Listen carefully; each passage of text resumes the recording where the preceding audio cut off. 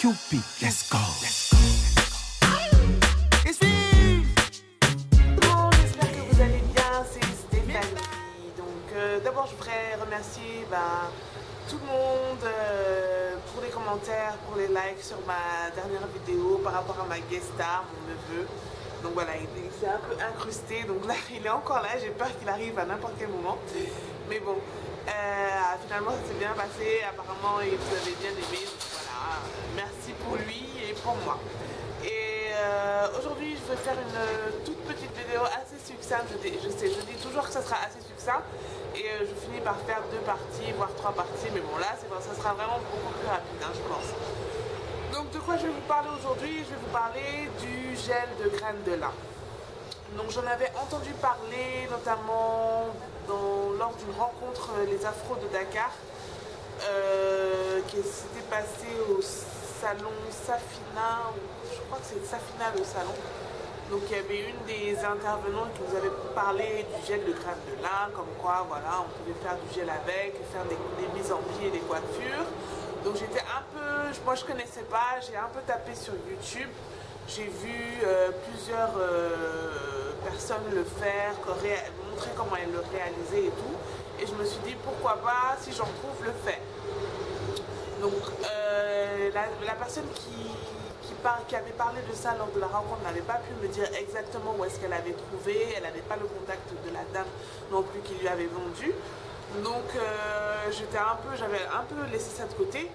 Et quand je suis allée à Nature Attitude, la boutique où j'avais acheté mon huile de coco bio, j'ai trouvé des graines de lin. Elles se présentent comme ça. Ce sont des graines de lin bio, brun. Donc voilà, là vous avez... Ouh, il y en a qui tombent. Vous avez une contenance d'environ 250 grammes, si je ne me trompe pas. Et elle coûte 1500 le paquet de 250 grammes. Donc j'ai vu ça, je me suis dit tiens, pourquoi pas tester? Moi j'aime bien tester les trucs et tout. En plus 1500 francs, ça coûte pas non plus la peau des fesses, donc pourquoi pas essayer. Donc je me suis dit pourquoi pas, j'ai pris le paquet et j'ai pas essayé tout de suite. J'ai essayé il y a 2 semaines je pense. Donc j'ai pris 2 cuillères à soupe. J'ai pas filmé quand je réalisais mon gel. Hein.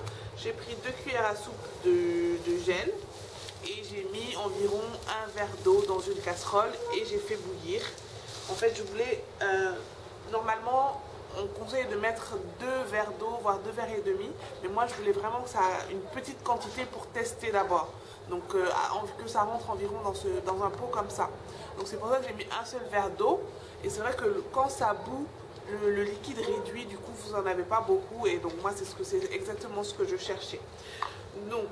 j'ai fait ma petite tambouille, j'ai mis mes 2 cuillères à soupe de graines de lin et j'ai mis mon verre d'eau, j'ai laissé bouillir, réduire, refroidir et ça m'a donné une consistance un peu de morve ou de glaire, c'est vraiment très dégoûtant.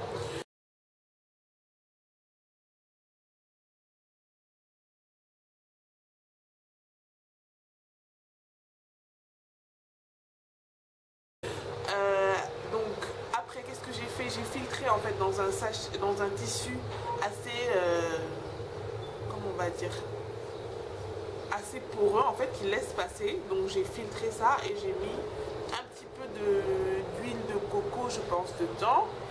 Non, c'était de l'huile d'argan plutôt, de l'huile d'argan dedans avec un peu de vitamine E parce que je voulais l'utiliser comme conservateur, mais bon, j'ai appris plus tard que la vitamine E en fait pour les solutions aqueuses ça ne conserve rien, donc ça sert à rien de mettre la vitamine E, mais bon moi j'en mets toujours un petit peu, c'est bon pour les cheveux et tout ça, donc voilà, j'en mets toujours un petit peu même si ça ne conserve pas beaucoup. Je l'ai gardé 1 semaine parce que je l'utilisais pour aplatir un peu mes cheveux qui sont devant. Là ça marche bien. Et j'ai fait une tentative de twist out avec le gel de lin. Ça a été le big fail de tous les temps, de tous les twist out que j'ai jamais essayé de faire.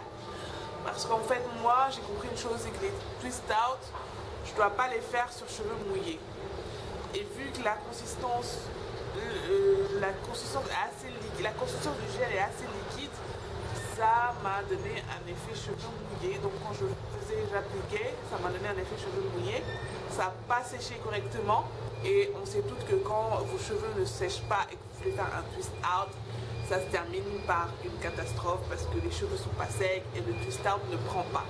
Donc voilà, je pense qu'il faudrait, parce que moi en général je fais mes mises en pli le soir, je rattache mon pli là et le lendemain matin je défais pour pouvoir vaquer à mes occupations, me coiffer tranquillement, nanana. Donc c'est ce que j'ai fait, le vendredi soir j'ai appliqué, le samedi matin j'ai enlevé et c'était la catastrophe, ça ressemblait à rien, voilà, c'était un big fail quoi. Donc je me suis dit, ce que j'ai aimé par contre c'est qu'il n'y a pas du tout d'effet cartonneux, ça rend les cheveux hyper doux. Là je me suis fait un twist out avec le olive oil de Eco Styler. Ça pas, j'ai les cheveux assez, je retrouve cet effet cartonneux là, cartonneux ou cartonné, je sais plus comment on dit, assez sec. À chaque fois que je mets la main dedans, ça fait un espèce de bruit genre crunch. Je vais vraiment pas les garder. Dès ce soir, je vais les hydrater parce que là, je pense que je peux pas les laisser comme ça me fait trop bizarre en fait. J'arrive pas à supporter cet effet trop cartonné. Donc le résultat a été très probant parce que j'ai eu une bonne définition, même si j'ai beaucoup séparé les twists, j'ai eu quand même une belle définition, mais derrière il y a l'effet crunchy là que j'aime pas du tout. Par contre le gel de lin, il n'y avait pas une très belle définition, mais mes cheveux étaient vraiment super doux. Ça c'est vraiment le point positif, ça n'a vraiment pas cet effet qu'on peut retrouver avec le gel normal que vous utilisez.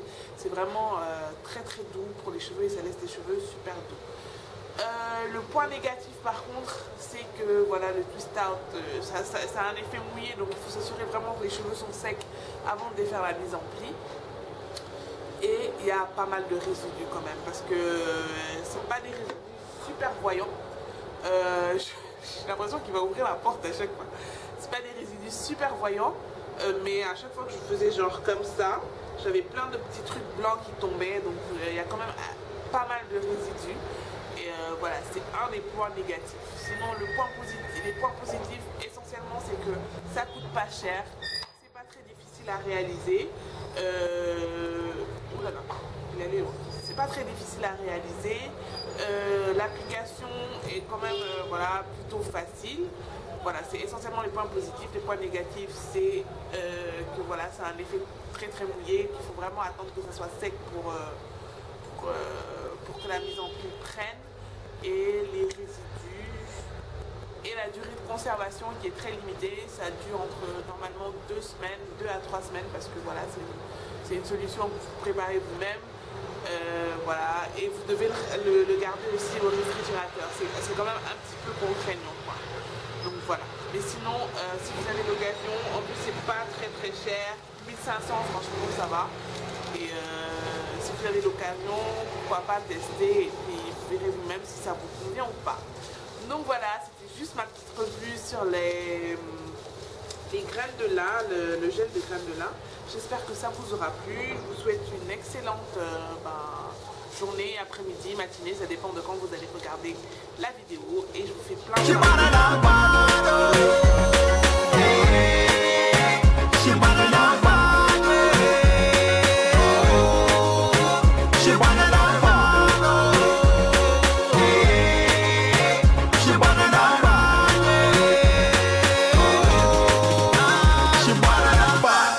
Cupid, let's go.